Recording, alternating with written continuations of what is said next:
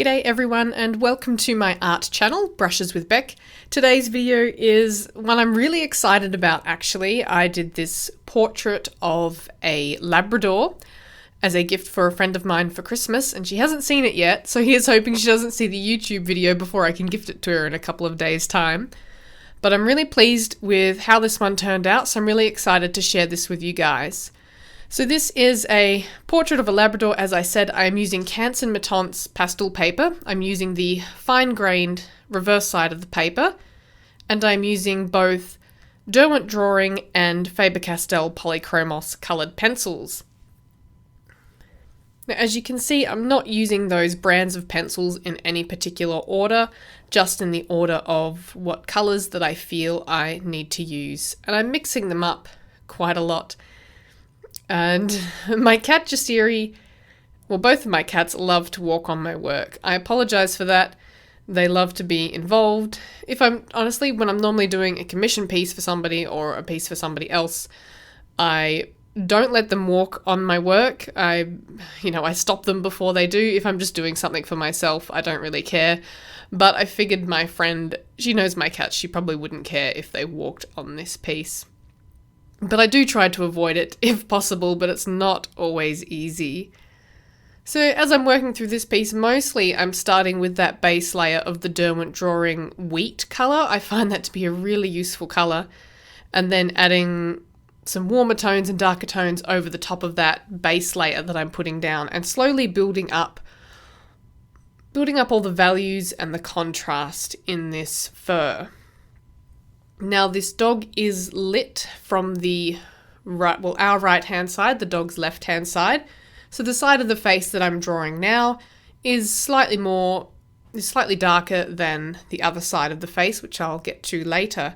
So I'm adding in quite a few deep shadows and a lot of that purple there for those shadowy areas. That's the Derwent Drawing Mars Violet purple, and I find that adds some really beautiful shadowy tones in this colour of fur. I've just worked through the eye there and that came together really well. I don't really want to talk too much about that eye because it's so small on such a big piece, it's hard to describe my process and show you really fine details. But just working around the muzzle there. Now, her Labrador has like the liver coloured nose, so her muzzle, front of her muzzle is more like that reddish purpley colour rather than the Labradors that you get with the black nose where they've got the black skin around the muzzle there. So she's got that reddish brown skin, which makes for some lovely colour tones in there. And you can see I've used some blue and that purple and browns in there, as well as some pinks.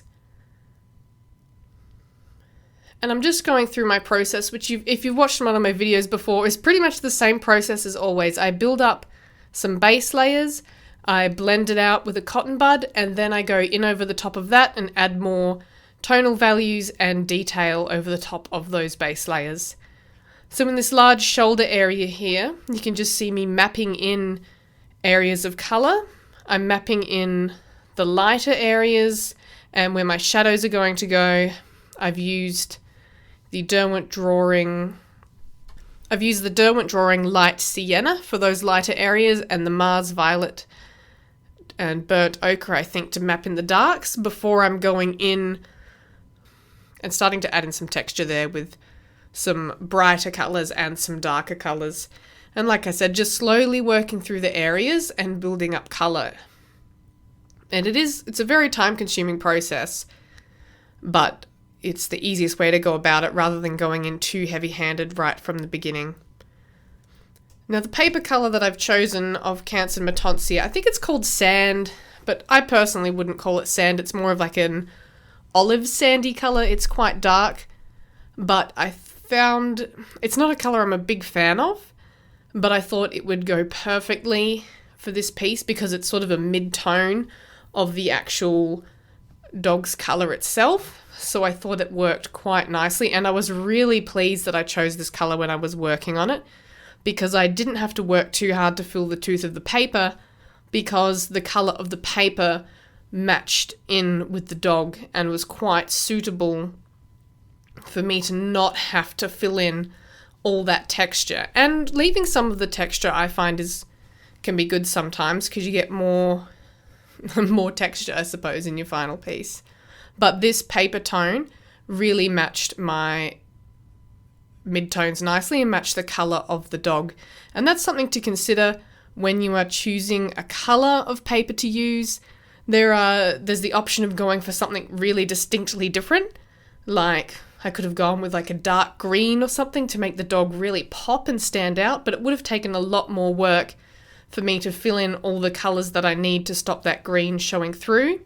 Or there's the option of using something that is more of a mid-tone of the subject and making that work for you.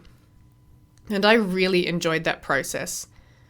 So you can see me, I've really started to build up quite a lot of layers in that shoulder area there and developing quite a lot of colour. Browns, purples, blues, a bit of yellow, ochres, that light sienna. Really working through that area and building up that fur texture before I'm starting work on that collar there. Now this picture had a lot of firsts for me. This is the first time I've actually done a dog portrait. It's the first time, so then also the open mouth and the tongue, first time I've done that. First time I've drawn a collar. So a lot of firsts in this one, and I'm really pleased with how everything came out. Her name tag was actually quite easy because it was very clear in the photo that I had, and because it was simply just a black tag with some wear around the edges showing the silver metal underneath, that actually made it quite easy to illustrate. And yeah, that was amazingly straightforward. Working on the metal links was time consuming and quite challenging. I really had to pay attention to where all the lights and shadows were, and there were quite a few intricate details in those lights and shadows that I had to pay attention to. So working through the piece, starting some work on the mouth now. The mouth is quite complex around the teeth and the gums. So again, I had to pay a lot of attention to detail. You can see me using some blues in there, getting sort of purple tones, and that really helped to deepen those dark areas and add a bit of, I guess, warmth and fleshiness to those dark tones in the mouth rather than just being black tones. So as you can see, I'm stopping and starting a bit with where I'm working, and that's just part of my process at this stage. I like to work across my piece from left to right so that I'm not working with my hand over my piece. But then as I'm working through areas, I find that something I think is possibly finished, but as I'm working through to the next area, I sometimes add little refinements into areas that I've previously worked, because as you work a piece, sometimes you see that things may not quite be gelling together, or you could add more detail in an area after you've worked through some other areas. So I'm just trying to build up that colour in the mouth there. And it's dark, but it wasn't quite as dark how I wanted it at that point. And especially with the teeth at the back of the mouth were quite dark, and teeth can be very deceiving because you always think of them as white, but often they're really not white. Even the ones at the front of the mouth aren't white, they're more of an ivory colour, and you can see I've had to darken up those teeth at the back of the mouth quite a lot because they're in shadow. So they look quite dark now, but once I finish adding in that tongue and the rest of the face, those teeth will fit in perfectly. Moving back to the face, and like before, adding in that big base layer of the Derwent Drawing wheat colour, and then adding in other colours over the top of that to get in my tones. I think I've used maybe Nougat in there, the Polychromos Nougat. That was a very useful colour for this piece. Just working through those areas and trying to get the shapes that are on this dog's face. Really trying to get her expression. Because I know this dog. I've known this dog for basically almost her whole life. So I think that's almost 10 years. I have to look, actually, let me look that up. Yes, they've had this dog for 10 years, so she's just over 10 years, so she's about 10 and a half years old. So she is getting a little bit slower. I think she's got some problems with arthritis, which is why I was inspired to draw this picture of her, because I thought, you know, at some point she won't be around anymore, and I thought it might be really nice for my friend to have a picture of her that she could treasure for a very long time. In fact, I've used one of my reference photos of this dog because I've got a bunch of photos of her because, you know, sometimes I take them when we go out for walks together. So you can see I've really made this other side of the face really very bright by comparison to the first side that I did. And that's because, as I said, you can see in the reference photo, the light's hitting that side of the face much more. And it gives a really different look of colour to that side. Just moving on to this bottom area now, underneath her neck at the front of her chest. As you can see, I'm working through as I've worked through the other areas. That's laying in my lighter base colour, which is my Derwent Drawing Wheat, and following that up with layers of other colours to form my shadows and highlights. It's really, I find it easy to map out the really bright areas, add in some sort of mid-range darks, and then build up from there to have the form mapped out. Because otherwise, if I go over the whole thing with the one base colour, I find that I lose my place and makes it quite tricky to get that back. So I don't use the creamy colour underneath the whole thing. Really just popping in some extra bright areas with the white pencil there before moving back on to the collar. Now the collar did take me a very long time. It's very fiddly. There's a lot of colour changes and tonal changes in a very small area. And they have to have quite precise details so that the plastic clip and the tag look like they are supposed to look. And I wasn't really sure that it was coming together at first because I've never done something like this before, and just piecing it together as I went along, it didn't really, I mean, I thought it looked okay, but I didn't think it looked amazing until I sort of, you know, came back through and blended it all together with the cool grey. And once I finished all of those aspects to the collar and took a step back from it, I realized that it actually looked quite convincing. So I'm really pleased with how that turned out, because I didn't think it was going to turn out as good as it did. So it just goes to show that even if you don't have experience with drawing something, that if you just really pay attention to your reference and just get as close to that reference as possible, you're going to do a good job. That's what the reference is there for, and just your experience from doing other things will come in useful even for doing things that you've never done before. So the tongue for me was quite fun. That was actually quite easy. I included some blue highlights around the edge because it's quite sunny and there is some blue light reflection from the sky, and just the sort of the fleshy tone of the tongue, there is a hint of sort of blues in it, sort of cooler colours around that edge, and not just like vibrant pink for the whole tongue. So that was quite fun to do.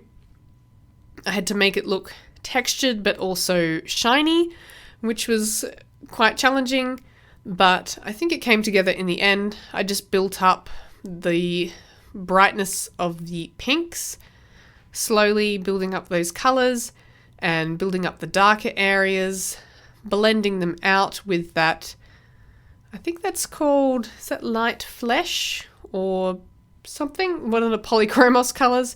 I used to blend that out, and that actually worked out quite nicely, and I added some white highlights on the top there with the Derwent Drawing Chinese white, and it came up really nicely. Helped make it look really shiny. Just finishing more details on that collar. And as I said, completely new experience for me, but just focusing on all of those details in the reference made it so easy. Things can look really daunting, but if you break them down piece by piece, they really come together quite well. And that's how I tackle all my pieces, like thinking, oh my gosh, I've got to do this whole dog portrait, but start with the ear, move on to corner of the head and the corner of the cheek, and then, break it up into segments, and it becomes so much easier. When I was younger, I used to work through a whole piece with each color before moving on to the next color, and it can become it becomes a bit daunting and a bit tiring, I think, to do it that way, and you've got more risk of smudging your work and not being able to get as much variance in color tone and value, I think, because you're relying too much on putting down all those colors in every part of the piece.